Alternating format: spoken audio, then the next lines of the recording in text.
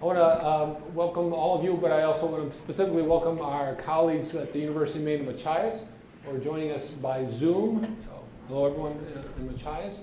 I'll talk about it in a second, ways for those folks to connect. And we in the last meeting, got a lot of good input from the Machias campus. And so we're looking forward to that, continuing to foster that dialogue in this way and some other strategies we have as well. So today is, again, building on the last meeting, the sort of launch of this, where President Fareed Mandi and I talked about our thinking about how we're going to create a vision for the university moving forward, how we're going to eventually develop a strategic plan, and that key piece of that is that we want it to be embedded in our shared values. Now, I will just quickly repeat some of the contextual points that I think are really important and we all need to keep in mind as we move forward, as we engage in this process. So the President talked about the national picture. And of course, you know the national picture in higher education is changing. Our nation's economy is changing.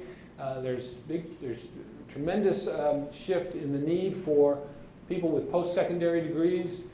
There's needs for universities to shift to meet those needs. Part of our national picture is around innovation in higher ed. Higher ed is, I'm sure you read in the popular press like I do, isn't uniformly embraced by the people of the United States. Yes, engagement in going to college is a wonderful thing. Things that I think everyone in this room and in Machias take as a given. There's significant segments of our population who question that. That's part of the national context. How higher ed is being, and education is being delivered is changing. We had the business school had one of their alums up this week who's consulting with us a little bit on how to do some innovative things around education and integrating undergraduates into consulting work. He's at University of North Dallas, I believe, in Texas. He's in at he's at University of Texas Commerce. But anyway, he's in the Dallas area. And he was talking about MBAs, and they kind of look at the market, and the market for MBAs in Dallas is quite large. And they have an MBA program. But they've done analyses of where students are going from the Dallas area, and I can't remember the number of students. But there are 8 programs that are delivering MBAs in the Dallas area. There's more than that, actually, of course, but there are 8 that cover the lion's share of folks in the greater Dallas area who are pursuing their MBA.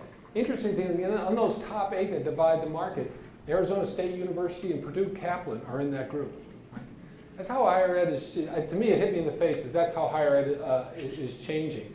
There's an article in the Chronicle, I sent it to Dave, about Southern New Hampshire University. It's at about 100,000 students and has a goal of getting to 300,000 students. So the picture about what does it mean to get a university degree? How do you go about getting a university degree?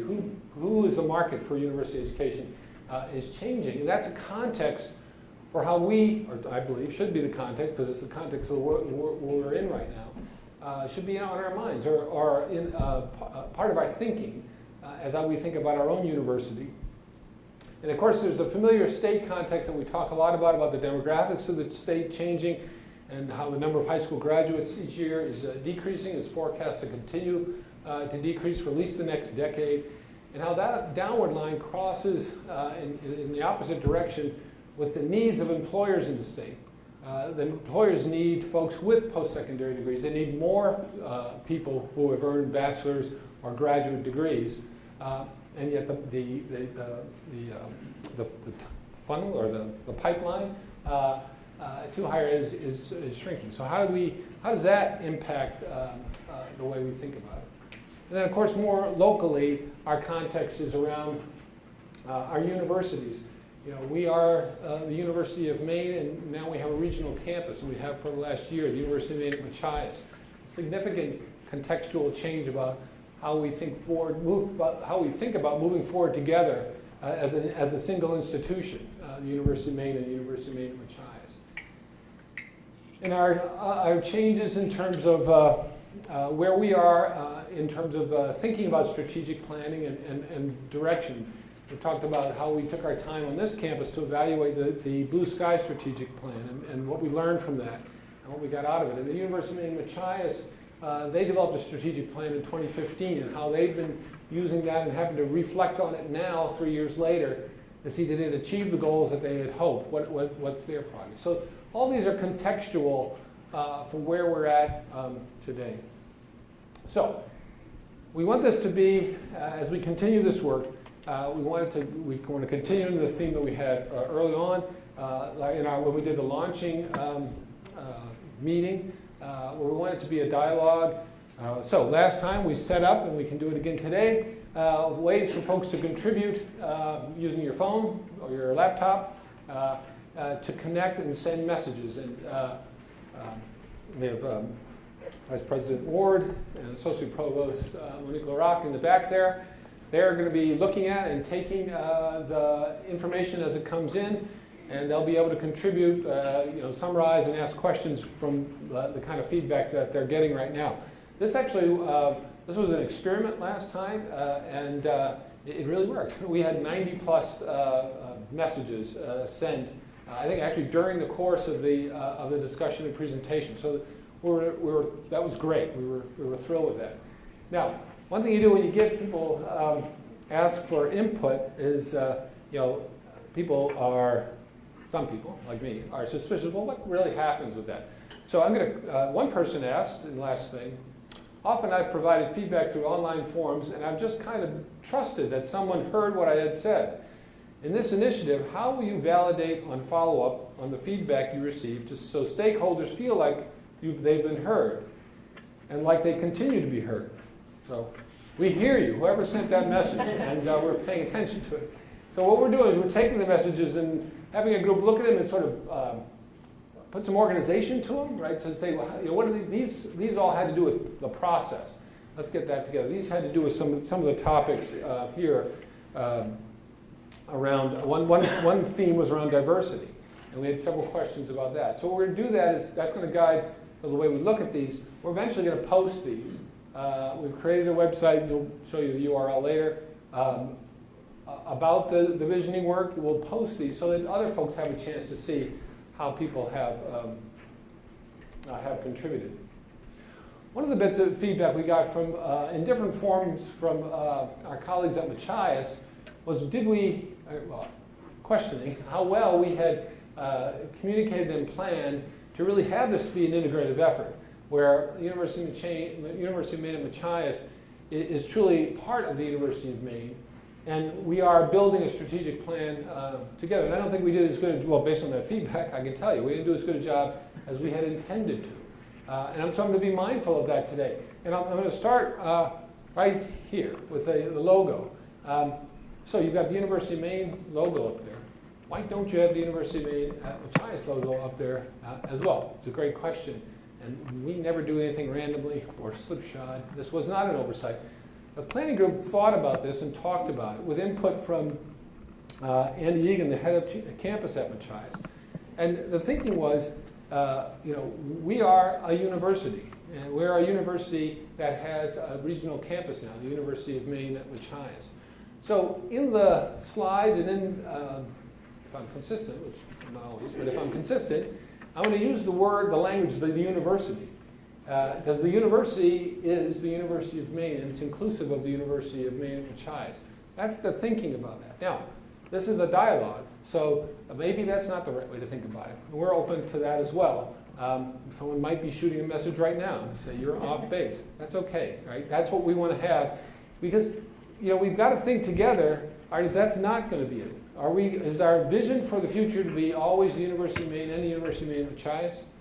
Maybe that is, but then we have to think through, okay, how successful can we be with that? What are the implications of that? Or is the vision to say we're the University of Maine, and the University of Maine has a regional campus in Machias, the University of Maine at Machias.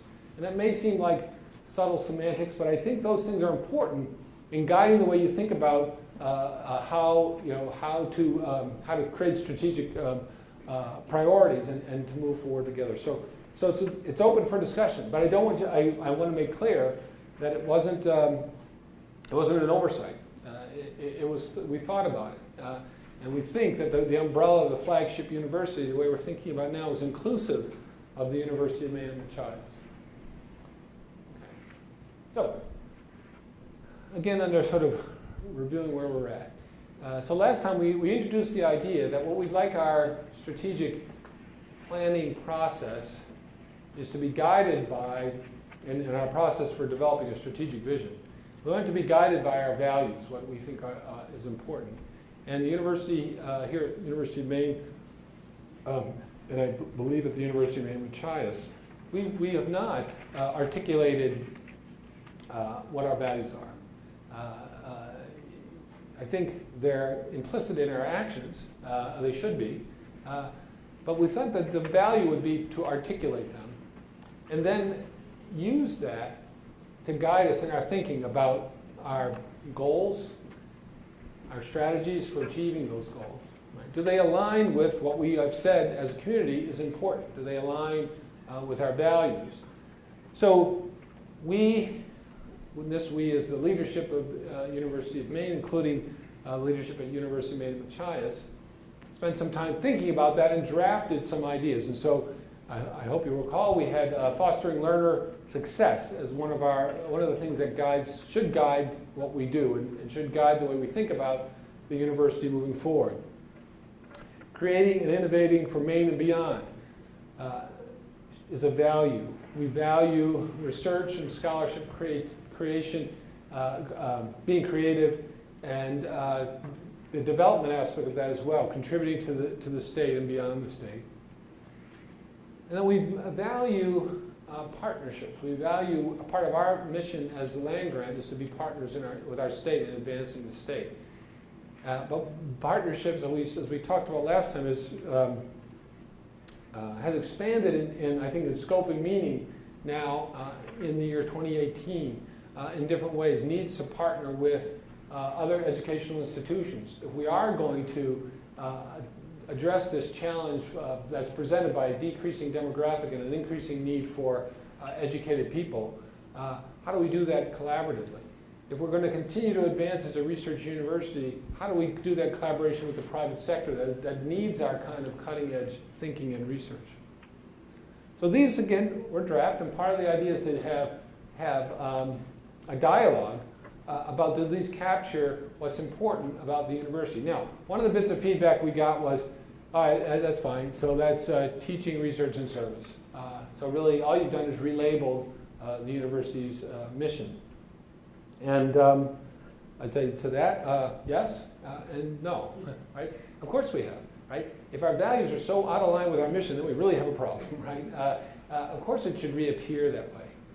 But language is important, and what we're saying, our goal anyway, is to say yes. Of course, our mission involves teaching, and that involves fostering learner success. But right now, in 2018, as we think about moving forward as a contemporary university, we have to think about that differently and more broadly.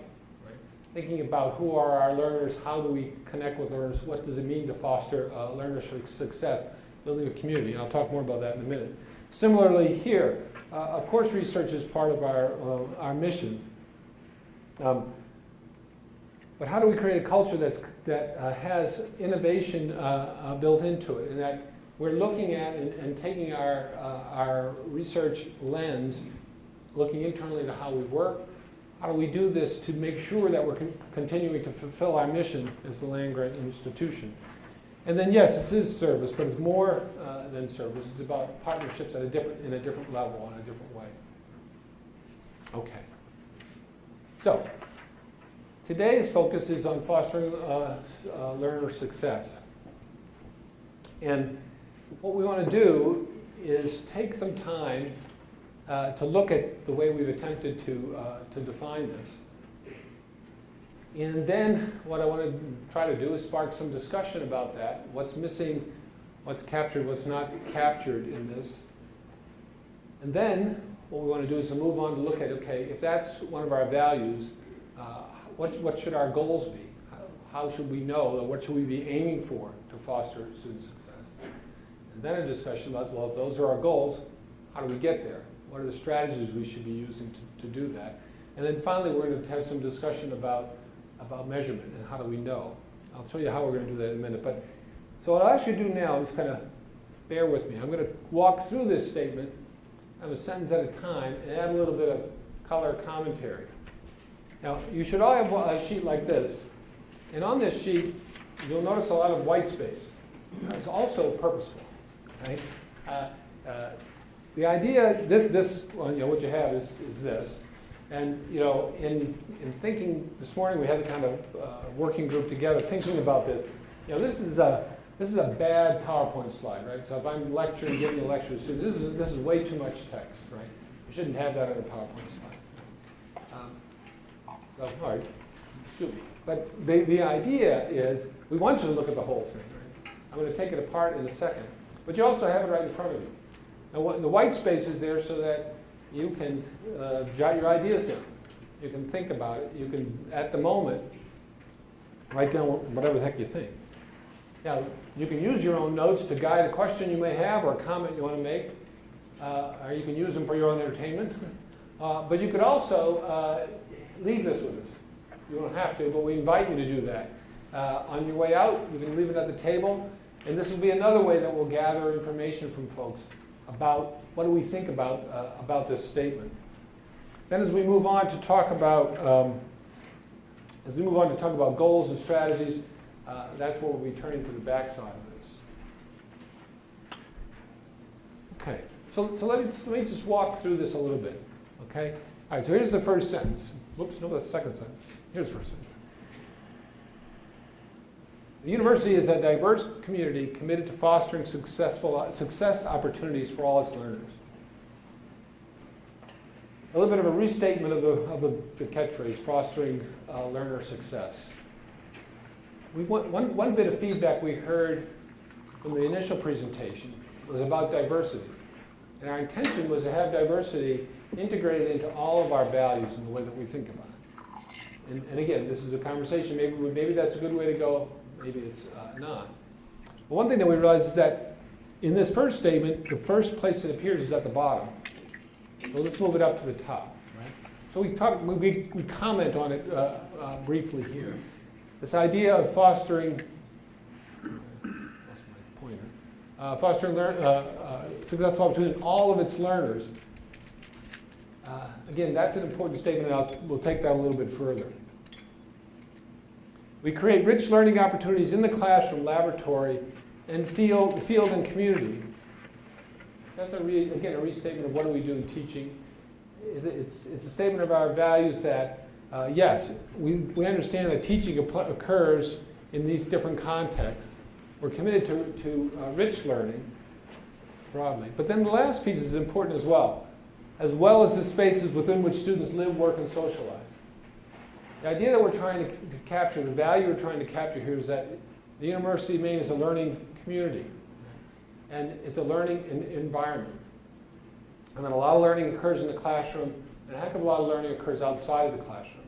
And as an institution, we want to be mindful of that and think about, conscious about that. Right? And what happens in where students live, in the dormitory, in the community, where they're working. How do we create, to the best of our ability, learning opportunities in those spaces, in the way that students socialize? We create pathways for success and ensure that our students are prepared for successful careers and productive lives. Now, why include this sentence? It's it's self-evident, right? It's what we're about. But we wanted we think, and again, we're interested in your opinion. Again, part of the context for the discussion about higher ed now is about workforce and workforce needs. We want to make sure that's present in some form in our value statement. Well, of course, I think, believe that's more than specific job skills, right? It's developing learners who can have productive lives. I think one of our values is that we believe students need a broad-based education so that they're not only contributing to communities by bringing home paychecks and paying taxes, but they may be formed part of local town government, or they're involved in supporting the arts in their community. They volunteer. They are part of creating a stronger, better state of Maine, and that's part of our mission. This sentence is about that explicitly saying that we are the learners as well. Our faculty and staff, that we're all committed to, we want to create an environment that supports lifelong learning for everyone who's part of the university community. So embedded in that value is this idea that we're committed to professional development. We're committed to helping people advance in their careers and advance as individuals in their work.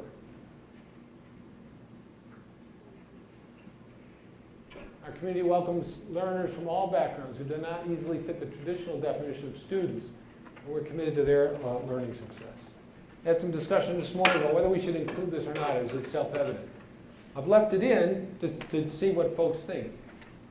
I think it's important because part of our mission, it's been inclusive in our mission, but it's expanding to move beyond, or in addition, to continue to do an excellent job with 18 to 24-year-olds, is making sure, for a successful university, we're creating opportunities for people across their lifespan.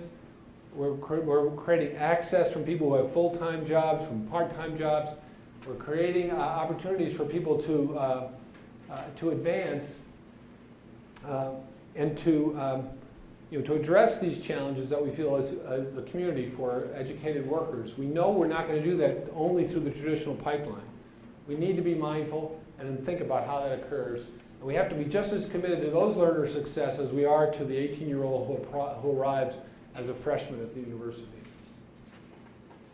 And finally, a restatement of our commitment about diversity and about the kind of community that we are and want to be. That to be successful, we need to be a diverse community, and to be a diverse community, we need to be a community that's inclusive and supportive of folks across the various forms of diversity. It's a restatement of that value.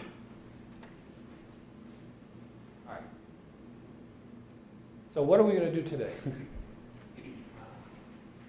We're going to take a look at that statement. You've got it in front of you. You've heard me offer comments about it.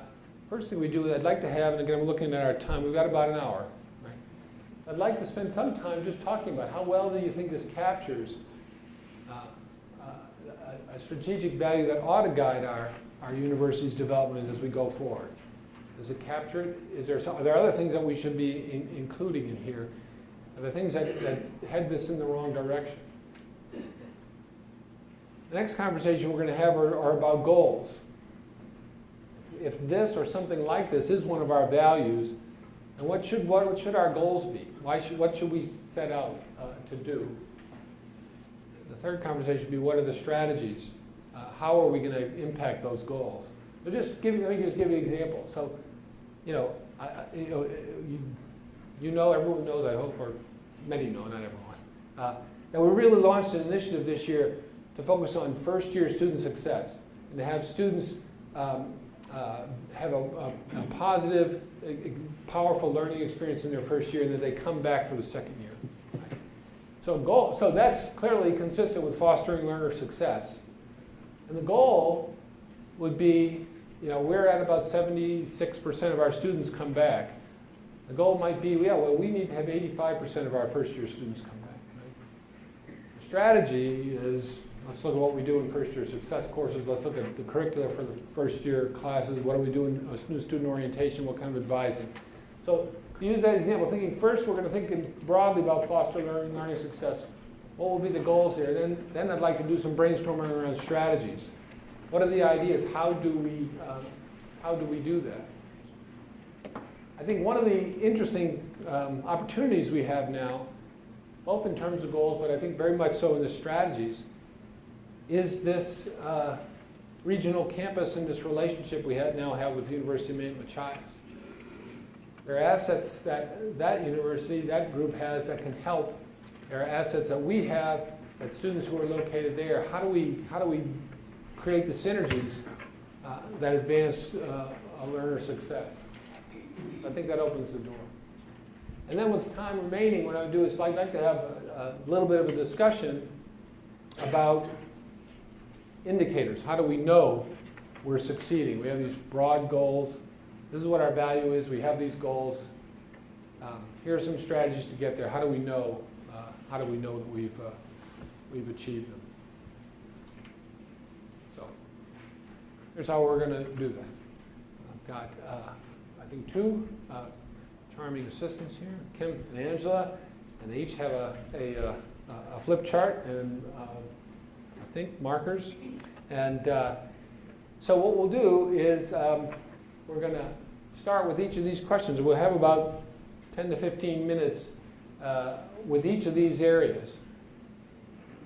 And then what I'd like to do is hear folks' thoughts about that. And again, for you folks at Machias, send them in. Jake and Monique in the back will summarize them and provide an opportunity for us to comment or to hear them. Folks here, you can raise your hand, shout it out. You can also take your cell phone lower down here and click a message to Jake and Monique if you prefer to do that. But yeah, given this draft definition, first thought is, okay, how well does this statement capture the strategic value that ought to guide where we go? What are your reactions to it, Robin? I think it captures it very well, but I'm a little concerned that online doesn't show up everywhere. I think that we want to, sorry. I think it's important to have our online education show up explicitly in whatever we're doing as well. Explicit part, okay, great, thanks. Yeah, Mike. I have a couple of concerns. The term diversity, from my perspective, I don't see this as a very diverse campus. So when you say diverse, what's the context of that? And then the second thing is, this is a very traditional campus too. And the question is, are we really concentrating on this as a traditional 18 to 24-year-old? And then if we are, what are we doing for them compared to going beyond that to the other? That's fair. So I'll try to respond to both, but I'll ask anyone who wants to volunteer. So I respectfully don't agree with you that we're not a very diverse campus. If you think about, and Robert can help me with, there are sort of 8 categories that people talk about diversity. We've been looking at these data recently. So are we as diverse as we want to be? No. Are we relatively less diverse than other universities, say, as you move further south in New England? Yes, we're relatively less diverse. Right now we have about 1,500 people who self-identify as students of color. So 1,500 out of 11,000, a little over than 10%, 12%. That's not overwhelming, but there's that. We have, I think the number, and I don't see Sarah Henry here, but it's somewhere around 700 students who identify as students with disabilities on this campus. They're there. We've looked at our faculty. Robert, can you remember some of the numbers of faculty? 200, faculty identified as people. So I don't agree. I think that's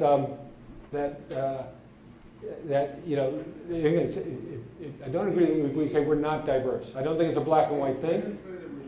I think that is what you said, but go ahead. What's the context? What do you mean by diversity? The context is Economic diversity? yes, it's those things. That's all I'm asking. Okay, so I apologize. Yes, we mean it in the broadest sense. So it's cultural, economic, disability, sexual orientation. I missed any, Robert? It's where age. We're thinking of it in a very broad sense. And so, yeah. So the intent about talking about it is to say that we value that about our campus. We aspire. We're involved in some initiatives to be more successful in increasing the diversity of our campus. We are right now. I could summarize some of those.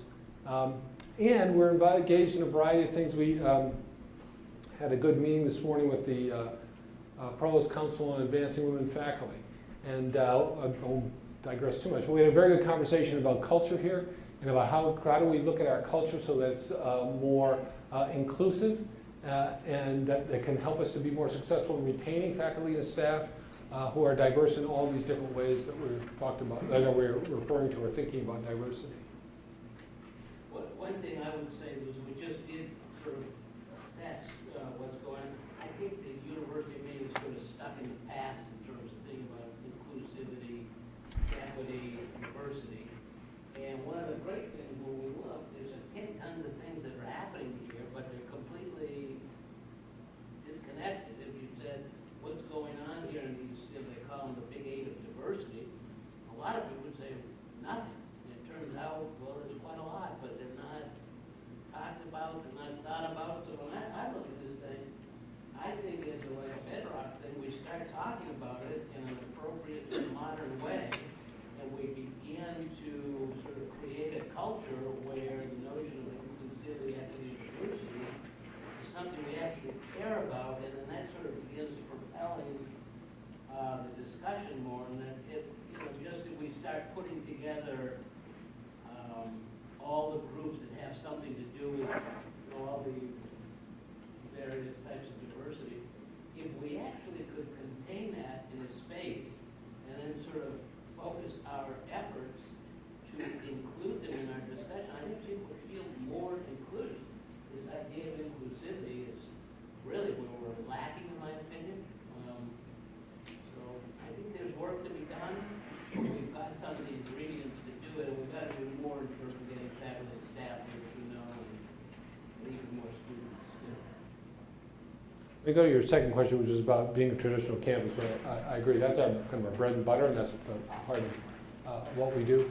So I think my answer is, or my response to that is, it's yes and, it's not instead of. So there's two pieces of this. From my point of view, my thinking about the university, we need to kind of even ramp up our efforts to make our residential campus experience a clear value added. Right? And I think we do a good job. So I don't think we're starting at a bad point. But when we talk, I'm sure when I talk, I'm sure when others, we talk about the opportunities that students have to come here. We're as a research university to be engaged with faculty who are research active. The benefits to undergraduates of having research centers on campus. We've invested in and grown the Center for Undergraduate Research. We've invested in and grown the Center for Innovation in Teaching and Learning, which is focused broadly but has a strong focus on undergraduate education. I'd say the whole first year success initiative that we're working on now. We have about 100 people across campus volunteering and participating across 10 working groups. That's primarily focused on your traditional students who come here and have a residential experience. We've got a working group around living and learning communities as an example. So I think there is a lot of attention on that.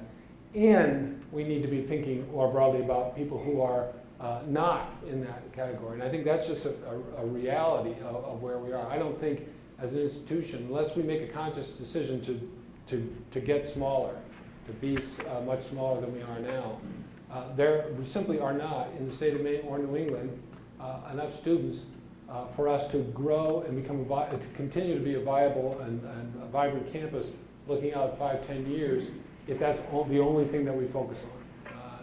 I strongly believe that.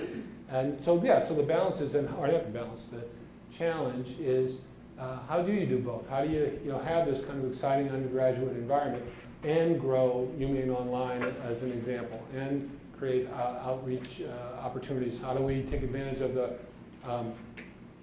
investment we've made in the Graduate Center in Portland and having now a business, part of our business school there to reach out and connect with companies who have working folks who can, after graduate education in business is one example. So I think it's an and thing. I think maybe part of what your comment, and I don't want to read too much into it, is that we can't forget about this core mission, and I completely agree with that. But I think we also have to be thinking about it and how else we change as an institution.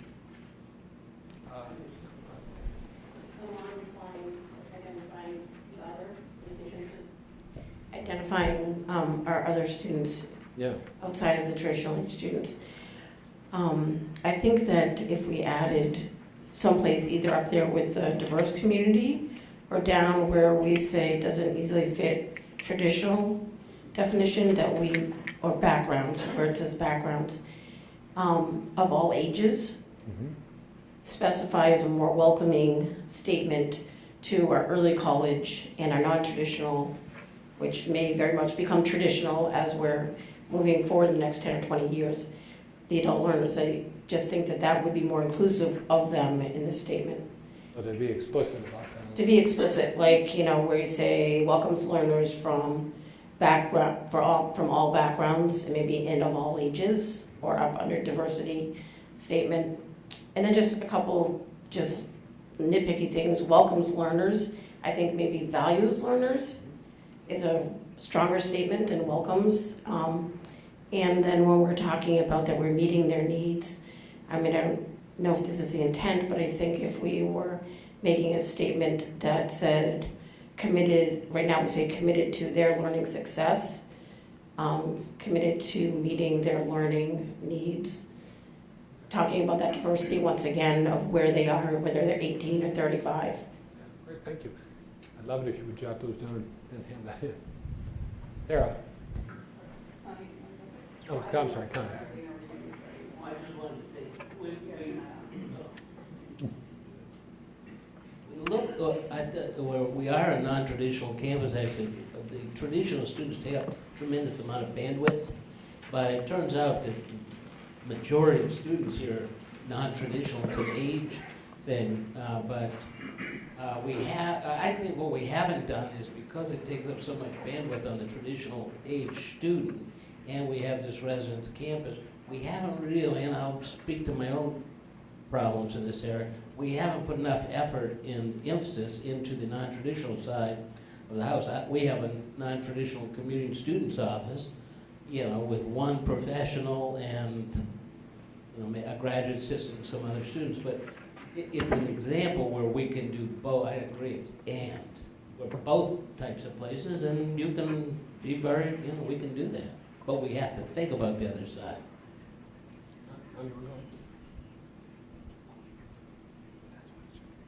I was just going to say, Connie Smith, financial aid. I just wonder if there shouldn't be something in our mission statement regarding affordability, because obviously paying for a college education is a huge, huge consideration for parents and students. And I mean, I get, you know, I understand the fostering learning success, but I just think that's really part of our mission, is that we also have to take into consideration the affordability and what we're doing on that front. That's a great point. So somehow including their accessibility in the broadest sense, Exactly. including financially accessible. That's a great point. Yeah, Sarah? Okay, so I think for me, I find the statement on diversity a little superficial maybe, or trite. I just feel like celebrating diversity, again, what does that really mean? Like, we have a dance fest, we have a culture fest, we have other events, but so I would like to, and again, creating a safe and respectful environment seems like kind of a low bar, and that we should be shooting for something higher. So I would like to see something that conveys more that, again, and I think the president was good about talking about this, it just doesn't come into the statement here about it being essential, or we are stronger because of our diversity. Yeah. Because I think coming to a safe and respectful environment should be a given. Yeah. Yeah, so that is a very low bar for Yeah. me in terms of that, and that we should really be not just celebrating it, but, you know, that's like essential to. I think that's a good point. Some kind of aspirational language to recognize where we're at. I think that's a great point. And Sarah, I'll encourage / challenge you to come up with some words and send them to me. Okay, good. Let me go back to Jake and Monique. Have you got Monique? Yes. So this question, or kind of comment question, refers to the statement, and so it's saying, let's see, that the language shifts from learners to, I'm going to try to synthesize this, to it shifts from going from learners to then it refers to professional development over the span of their careers. So does the university want to state its support for me as a staff member in leading a productive life and not only supporting my professional development? I'd invite UMaine to challenge itself to use a more inclusive phrasing about how UMaine supports a community of learners. If I follow that, the comment is a good point. It's, professional development is important, but personal and development, we also value that of our. Again, I think that's another very, very good point. And, whoever wrote it in, thank you, and open to suggestions about how to capture that, and it would be very helpful. That's a really good point. And in the back there, yeah.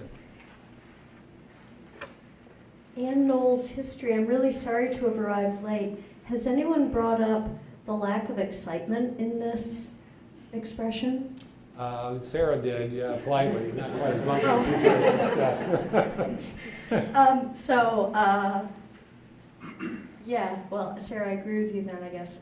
It maybe part of what I'm thinking is that it sounds like we'll get you over the finish line.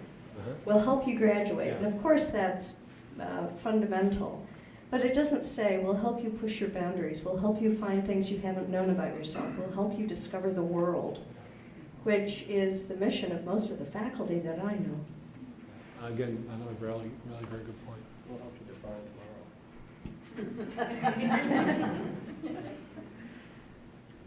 Other thoughts?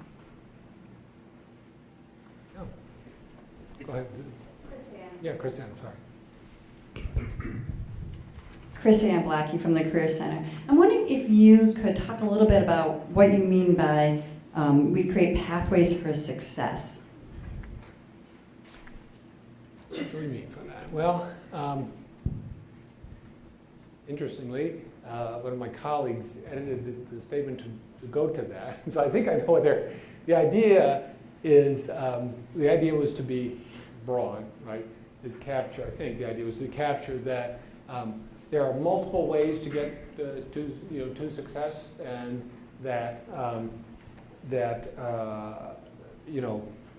so there's the accumulate this many credit hours and you'll get a degree and then there's enriching your experience by being involved in social organizations, et cetera, is also part of the path. I think the capturing the idea was capture that there are these multiple pathways to get to success. And again, success. What do you mean by that? Well, again, purposely broad, because we weren't. The goal was to be a little more aspirational, and apparently we weren't successful at. But that's all right. Good feedback. Is to get people thinking about that. There are multiple ways to success, and success can be defined broadly. But as a community, we want to be thinking about what are the ways that we help students to be successful. That was, I think, the thinking behind that phrase. So let me ask you, when you read it, what didn't sit well? I interpret it as more of if you start here, then we're going to help you get here, and then we have a plan for you. That's not Yeah. I read that, but that's not what you meant. Well, no, I mean, again, it's sort of an and. Again, when I saw that, I was thinking, yeah, in one sense, I really do mean that. I mean, one of the things I'm very interested in as part of our Student Success Initiative is that students don't, I'll put this in a positive way, aren't aimlessly moving through their education, right? No, I don't think every student needs to know, here's where on day one, here's where I want to be when I graduate. We should, but at the same time, I don't think we should be passive and say, explore, see what you like, go with your passion. I actually don't think that's good advice. I think explore things, get some help and guidance toward possible pathways to get to where you want to go. And so that's sort of what I was thinking. So it is inclusive of that. I think we, in my opinion, we do have a responsibility to not just say, here's the university, explore it and see what happens, right? My own view is that is not a successful general approach. There are students who will thrive in that approach, but I think they're a minority of students. I think students, and again, I can show some evidence of this, need more guidance, benefit from more guidance. So, one of my pet peeves, if you went to one of these talks I gave a few years ago about general education, there are 34 billion, there are 34 billion ways you can combine the gen ed courses at the University of Maine. That's a lot of options to give someone, right? How do we help to create pathways? I'm moving toward this. Here are some pathways. So that's a narrow sense, and then in a broader sense, we are interested in the, I aspire to, leadership. Well, there are things outside of the classroom. There are opportunities for you, and here are some pathways to help you get there. So it was meant to be broad. Jake. So I have a couple quick things. One is time is fleeing. Okay, thank you. Okay, and so I think all of the comments, again, just to reflect that collecting the comments and trying to synthesize them are good. From online, the statement does not yet suggest that the university will look at traditions associated with learning which are the product of a different time, such as semesters, students' academic year, first year, second year, etc., credit hours, etc. We will think about such things, will we think about such things critically and change where change is warranted? So that's a comment and a question, reflective of the statement. It's a great comment. I don't want to say we're committed to do that, but we are trying to create, we're trying to, again, through this whole exercise of what's our vision and how we're going to get there, get those kinds of questions on the table for people to look at. So it's a great question to be raised. With Jake's helpful time comment, let me move on to look at this. If we're successful at fostering learner success in the way that we've talked about, and maybe more dynamically than is illustrated in this statement, but I think it's come up through the conversation that we are creating ways that learners, who include our students, very broadly include ourselves, include people who come to the university. That's another way I think we should be thinking about learner success. People come here for sporting events, the arts, museums, the library, creating that we're all learners. Okay, what should be our goals? What should we say we're aspiring to? So let me go back to the two people who are very constructively said, let's be more aspirational, Sarah and Ann. How about we talk about a goal for the institution? And again, that doesn't have to be a concrete goal, but a pretty broad goal. That we said, yeah, we know we're fostering learner success because we've achieved this goal. We're aimed at this. Maybe we're aimed at this goal. Any thoughts? I do mean to pick on you, but you can ignore me if you want. Other folks. I'll go with Orlina into that. Well, I would suggest that one of our goals should really be looking to spell out and internationalize the university. So when I came to the previous presentation, this presentation, something that I feel like we need to spell out a little bit stronger is, if I'm a world-renowned researcher, why would I want to come into Maine? If I'm a student from out of state or a different country, why would I come to Maine? Mm-hmm. It's great if we're really focusing on developing the workforce for Maine, which is such an important part of our mission. But how are we contextualizing our learning, our research in the global context? Yeah. So when we look at internationalization, that's one of the strategic initiatives that can really talk about internationalizing the curriculum and really creating more comparative approaches in our classes, which I know many of our faculty do, creating more mobility for our faculty, our researchers, and our students, creating more international partnerships, which really focuses with the third spoke of this strategic plan, and how we're creating structure, infrastructure, and resources to really support one of these goals that can really permeate the culture of the university. And so, a goal can be broadly to internationalize, or I like to say better internationalize, because we do have a variety of efforts that you've led and others in that area, but to, I don't know the right word, but better or achieve higher level of that's the poor way to word it. Anyway, some way to word this idea that we're going to internationalize the university. And that helped me come up with two goals. One is to broaden students' awareness of the world, which I think could be measured with an intake survey and an exit survey to start with.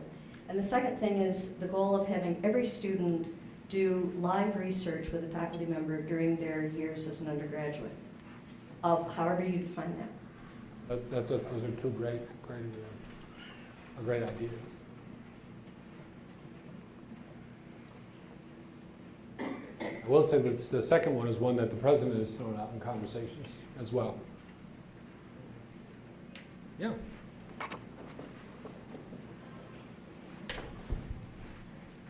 Amanda Cups. So I think we need to think about kind of thinking about goals outside of the typical traditional box. And I was going to save this for the next question, but we're running out of time. So I think one area that we could really explore is micro-credentialing. I think there are a lot of professionals in the workforce that would like to kind of expand their expertise or build more skills, but they don't necessarily want to earn a degree or even a certificate. So kind of thinking about how we could pursue that and what different ways that might look. That's great. I think so. The goal might be something about to better meet workforce needs, and then the strategy, as you said, as you're talking about, is how do we create micro-credentials or creating micro-credentials that would meet the workforce needs. That's a really good idea. Sarah.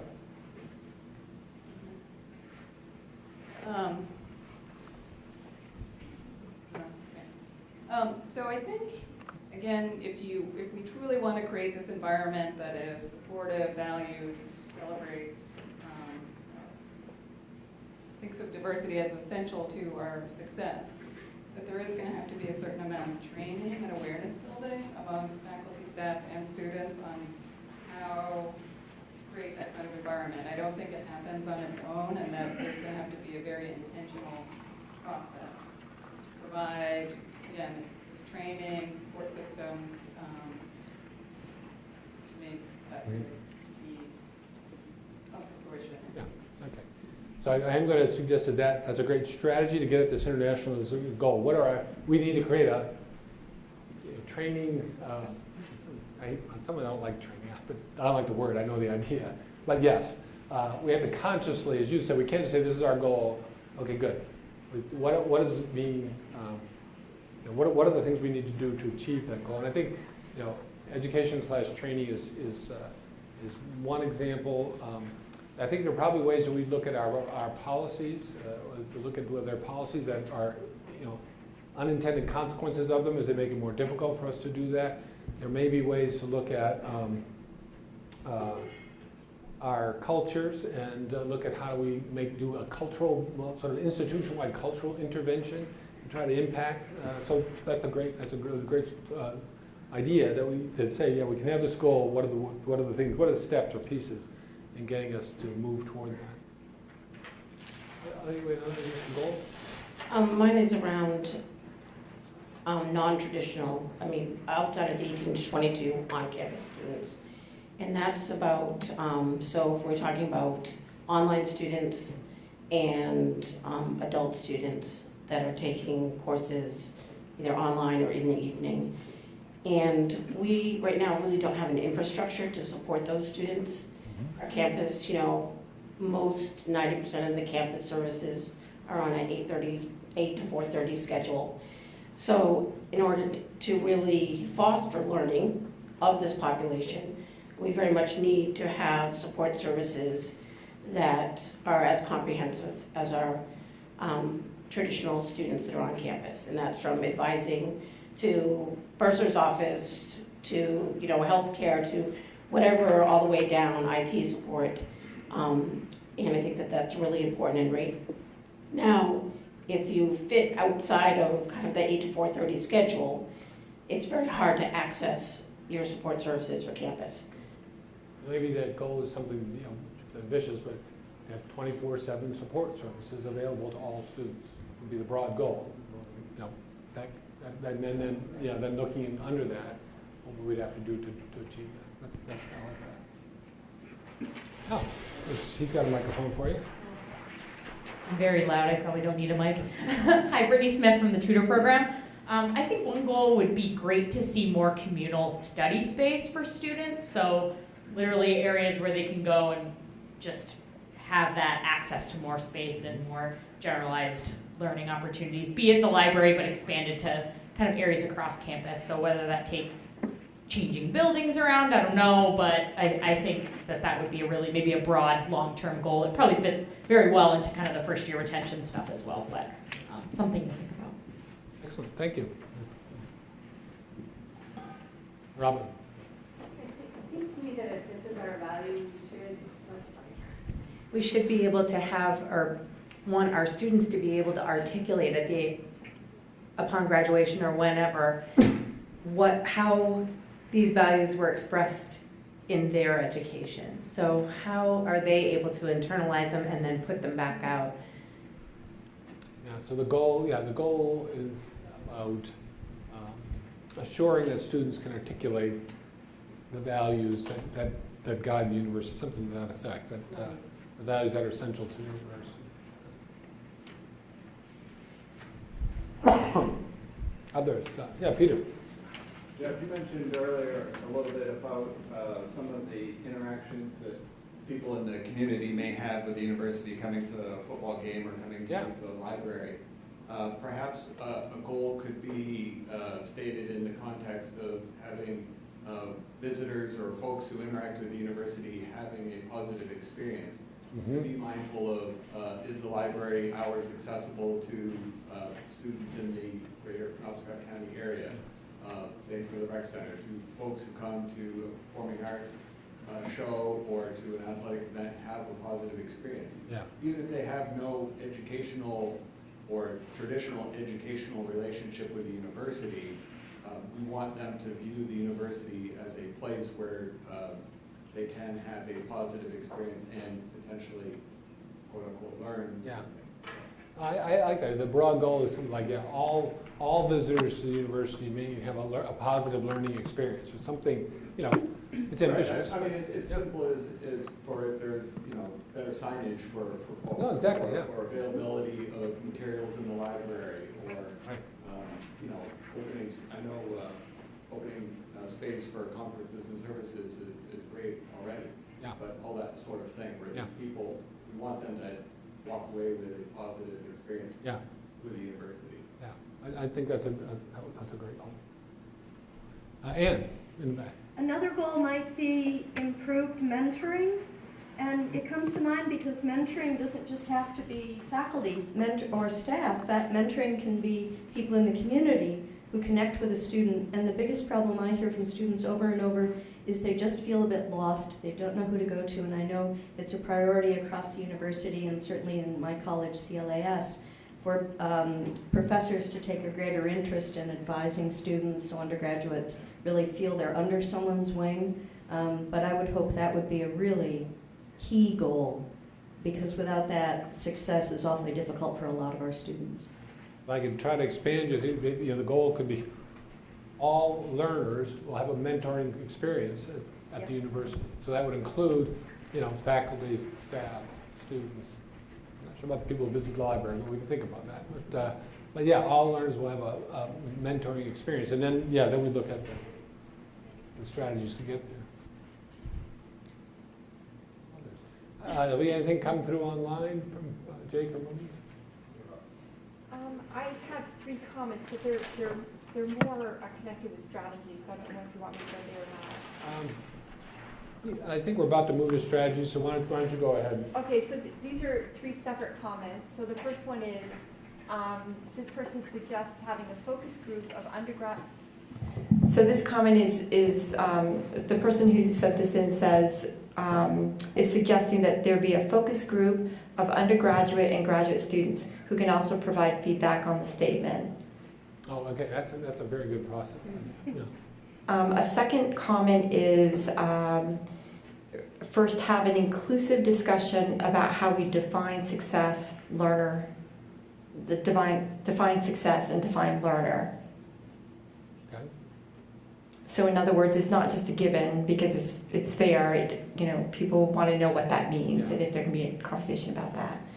And then the third comment is, I think we need to survey learners across our community, including faculty, staff, students, alumni, and 4-Hers and community volunteers, so we can have a robust understanding of what, quote, quote, fostering learner success might look like.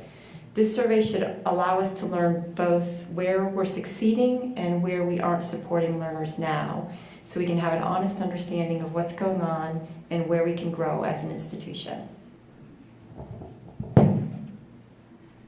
So just as a reminder, part of what we're doing in these two parallel paths, one is these kind of open forums and the website for collecting information, but each member of the leadership at UMaine and UMaine Machias is going to be charged with having these kind of organized discussions within their unit. So each, for example, I have a draft thing, I haven't given it to them yet, but every dean will be getting a charge to say, within your college, we want to have an organized, it's going to be, you can determine the strategy to gather this kind of, information. So the person mentioned 4-H, and that's a great example. So the head of cooperative extension is going to be charged to do this, and they're going to work with their team to say, how do we reach out to folks in 4-H and elsewhere? So, but the other thing I hear in this comments is, and it's a great point, we have to explicitly reach out to student groups, be it through focus groups or surveys, if we're going to get that perspective, and that's important. We invite students to these kind of open forums, but traditionally, and today included, we're not overwhelmed by student participation. Perfectly understand. So, yeah. So I don't specifically work with student campus, but I've been one a very long time, and I've been at the university. So I've seen a lot of things change over a very long time.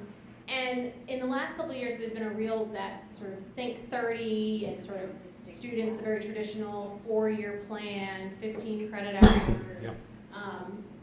That is, and having been a traditional student and a non-traditional student, are we gonna have some sort of push to have something like that for non-traditional students? Can we have sort of that umbrella campaign for those people to make them feel sort of more included? So you're a part-time student, it's going to take you 8 years instead of 4 years, and how can we have sort of, it's really cool to see Think 30 across Alphon, but there is no Think 8, or, because it is true, you get 8 years if you go part-time, and you have kids, and you have college, and you have whatever else comes up. So what can we do to sort of use that as a strategy? So I'm going to take it's a great question. I'm going to dodge it by taking your question and making a suggestion. So I think it's a great suggestion. How do we look at that? We have this campaign, which I think has been successful in the sense that it's raised folks' awareness. I had, excuse me, I had a faculty member stop me when coming out of the union just last week, someone I don't see very often. Say, I thought of you yesterday because I sat down with an advisee and they said, this whole Think 30 thing, I got to get some class. And she said, gosh, it really did raise awareness. So yeah, if we are going to be inclusive of all learners, I don't want to lose track of that. But how do we create another kind of campaign of awareness that there are, again, as we say here, multiple pathways to success, and we want to create. What I like about Think 30 is not only just says that, but then we give some strategies for doing it. Similarly, with folks who are not full-time, think, what's the goal, getting the degree, and what are the components? Even within Think 30, not everybody's going to do it in the same way, but there's some guiding things and some things that support students doing that. How do we create something analogous with students who are part-time? Anne? What about getting some students to design a slick app for planning out your college career that could be populated with the requirements from any major, and students could have on their phones, and it would be a whole lot easier and more attractive and fun than Main Street? That is a great idea, except I will say, we want students involved in figuring out how best to implement that. But actually, that's such a great idea that there are large companies now investing millions of dollars in developing those things. And we've contracted with one of them. And so we are, because it is exactly what's needed. So there's,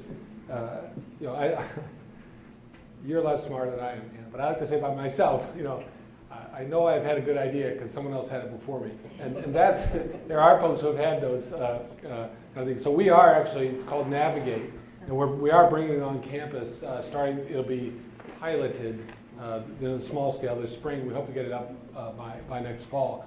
But we will have a lot of we have a student advisory group on how, because there's flexibility within the platform to do it, and they can bring their design ideas to make it more successful. But you're absolutely right, that's what we need to do. Go onto the main frame and look at that. No one wants to do that. James.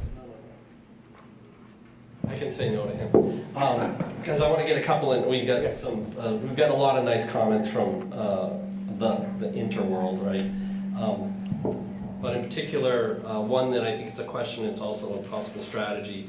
Given our location and the students' communities whom we serve, as well as UMaine Machias's programs that facilitate access to higher education for people who may otherwise be challenged to do so, I would suggest that the UMaine Machias enhances the university's overall diversity and land-grant mission. Can you comment on that?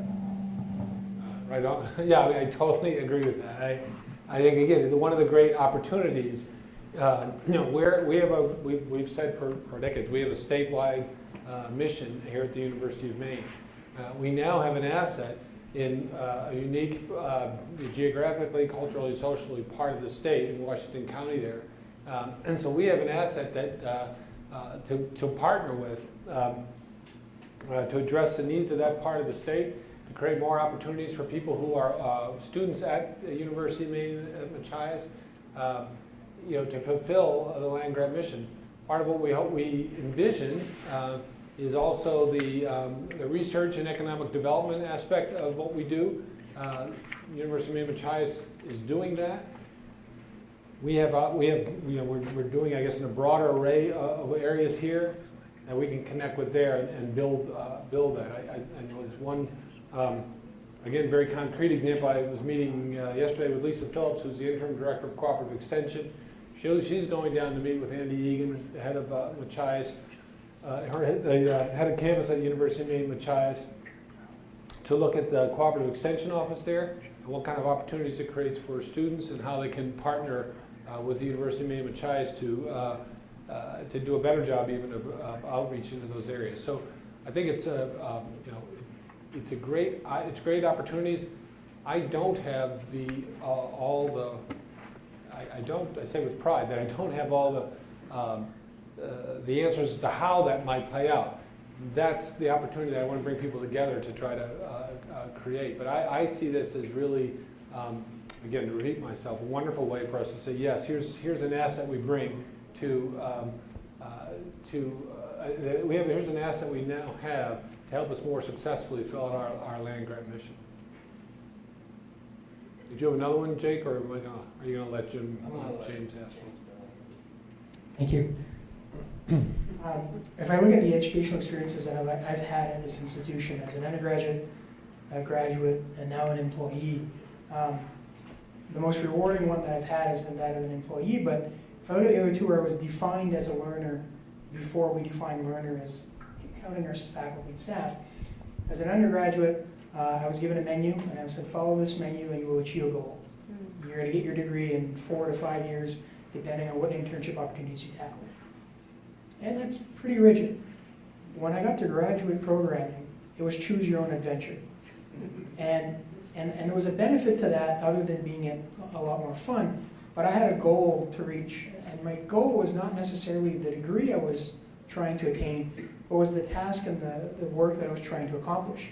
In order to that, I had the opportunity to choose classes that may or may not have been directly in my major, directly into my focus of study, in order to bolster the education that I have. When you mentioned we have 34 billion options in our undergraduate gen eds, what if we looked at those options and we didn't offer a 4-year degree, but we offered an opportunity to achieve a goal that a student has in mind? Looking at the strategy in a different way for what you're trying to attain. I think that's really another very, very good idea. How do we help students to shape, to articulate goals? But again, your example is great, and at the same time, you're unusual, right? you have a PhD in chemical engineering, and you're working at the Innovation Center. So you're odd in very many ways, James. I mean that in the most positive, complimentary way that could be intended. You said you have these learning goals, and then you saw ways. Part of our job is to help students, I think, take their ideas and articulate that into goals. And then, yeah, maybe the 34 billion options are still there. But we help them see pathways within this whole, I won't go with the metaphor, but within all these all these options. I see my pathway lights up. It's not a pick and choose. It's a I want to get here. We've got about 10 minutes. I'm getting a signal. Is there any other comments we want to get from the? Well, there's hundreds. So. Yeah, just, okay. there is a comment about the key success indicator, which is your next. Yeah. Okay, let's talk a little bit about key indicators of success. And we'll start back there, Monique. Did you have a comment about that? Okay, so someone here is saying one key success indicator relating to diversity might be to review retention data on diverse students and faculty staff compared with more traditional groups. I think that's a great idea. One of our goals of our first year success initiative is to close the gap. We have looked at that here recently. It's about for underrepresented first year students versus non-underrepresented first year students, about a 7% gap just in first year retention. That gap repeats itself at the 4-year graduation rate, and that is one of the goals of that initiative. So we're going to be following those data very carefully. It's a great idea. I'll get sidetracked. So thank you. That's a really great idea. We're starting to look at it here. Other ideas about what would be key indicators of success? How do we know? And again, that's a great example. Just so you know, where we're hoping to end up at the end of this process is a dashboard that very public. The university said, we've got these goals. These are our values. These are our goals. Here's how we're going to measure whether we're moving the needle. The strategies we think will be changing year to year. We hope to create an environment where we try things, and if they're successful, we continue. If they don't, we drop them. But the goals the indicators are important. And again, there are standard ones, and so I'll throw them out. I want us to have a 4-year graduation rate up around 50%. It's right now about 40%. I'd like to have a student first-year retention rate of about 85%. I think it's very achievable. It's about 76% now. So there's some indicators. Those are very kind of traditional ones. How do we? What would be an indicator of success in internationalizing the campus? That's what we need to sort of think about. What would be an indicator, a key indicator that all learners at University of Maine have a mentoring experience? How do we measure? You'd give me another one. You said there is. You even gave me the measure, but I can't remember the first example you gave me. Broadening worldview. Yeah, broadening worldview. That's great. So yeah, the key indicator. I think you said there's a way of assessing that at the we would want to articulate that. How are we doing with that? How do we know that we've had success? So thoughts on indicators of success around that? Yeah, Susan. I'm thinking too of tracking, and I'm sure people are already doing this, but better tracking when we have community members coming. I'm thinking about all the kids who come through camps, and all the senior college members, and all these ways that we are bringing the community in, and kind of this footprint that we have in the state and in the world, which is gigantic. But better tracking some of those data. Yeah, because I think that's a great example, because you want to keep an eye. I'll pick on you a minute because you gave me the senior college example, and we do have that. We used to do more of that, at least in my opinion, my memory. So it's good to keep track of it, right? Yeah, we haven't, but what's happened with that? Wait a minute, what are we doing? So it's generating us thinking about, are we losing track of this aging? It's just, so it's one good example. Yeah, Ann.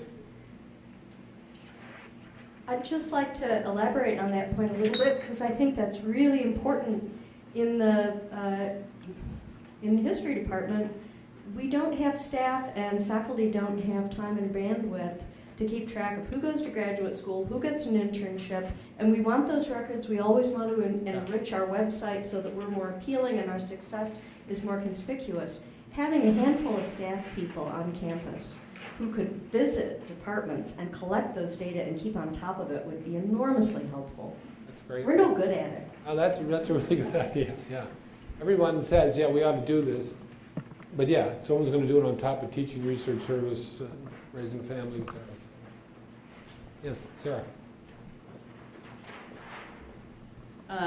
So I think that we could do something, sort of establish a baseline in terms of diversity and inclusion, like having a campus climate survey, and then regularly measure that. Because I think, as Robert said, I mean, we're doing all these things, but it's all over the place. And so just kind of understanding what our baseline is and then continually measuring that and seeing how we're progressing would be very helpful. That's a good idea. Karen.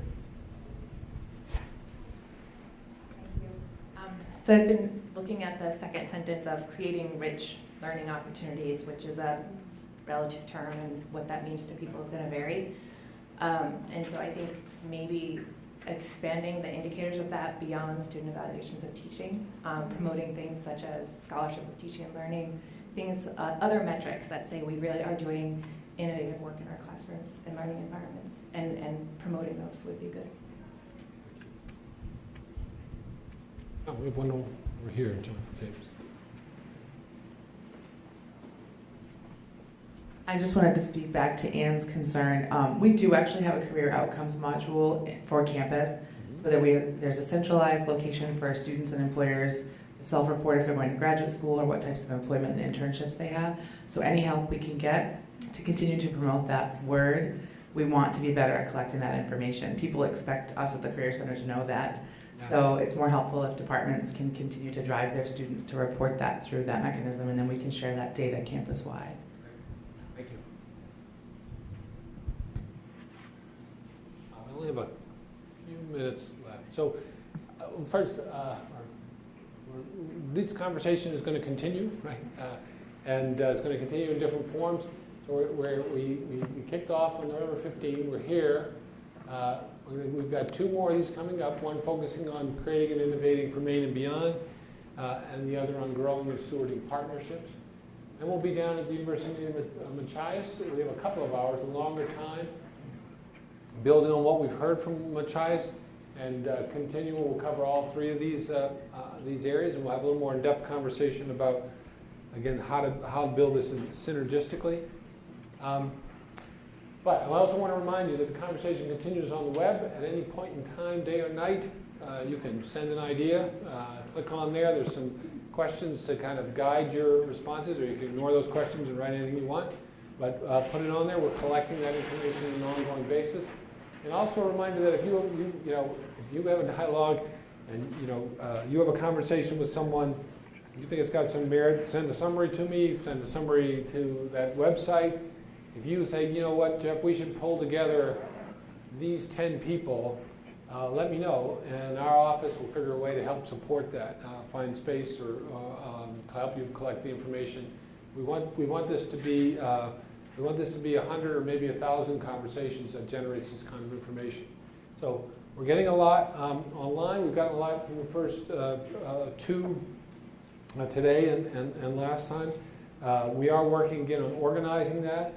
Everything we get, we're going to put up and post on the website. So the other way this conversation, this dialogue can continue is check the website, click onto it, see what's there.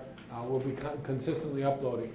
You've got these papers in front of you, and so today, again, another opportunity is, again, on this side, write anything you want on the white space, and within the 4 areas, any ideas you have, and invite you to leave those. You can just leave them on the desk there on the way out. Other than that, I will say thank you very much. I think these conversations are going well. Tell your friends and neighbors about December 6th, and I hope to see you come back for that. So thank you, and thank you folks at Machias. I know we've got several leads from there, and we'll be up there to see you in January. Thank you.